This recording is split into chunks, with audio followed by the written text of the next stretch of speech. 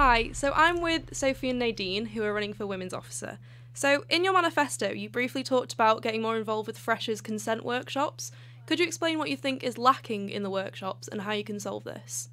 We both had them like recently in September, and we just thought they were we just didn't understand them really. Yeah. They were really like rigid and awkward, and it was kind of like high school sex ed, which was just awkward and didn't really get to the issue.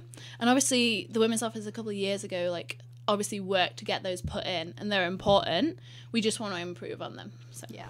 It kind of felt definitely like it was a high school sex ed thing, that we had our head of college doing it and like kind of a middle-aged man doing it was not quite the fresh perspective that could have been. Okay, thank you.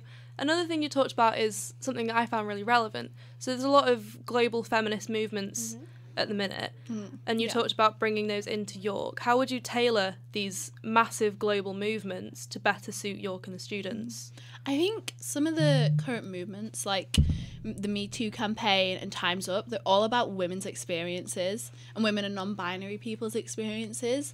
And we want to talk about, people at York and our experiences, and just get the Uni of York involved with everything, And definitely drawing these issues to issues that are relevant, such as we were talking earlier about women in leadership in academia, and drawing on women's experiences in academia, because most academics are men, especially in leadership positions and managing positions. They're all men, such as the UC president, of course. So we'd kind of like to get women's experiences and maybe hold talks to hear about that. Okay, so I'd like to talk a bit more about that.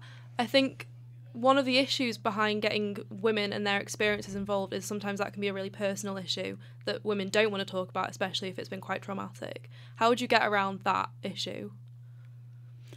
I think we want to be like a port of call that people would feel comfortable maybe talking to us, and just we're quite friendly people, we hope, and just that people would feel comfortable talking to us and maybe getting more people involved, especially in our current women's network.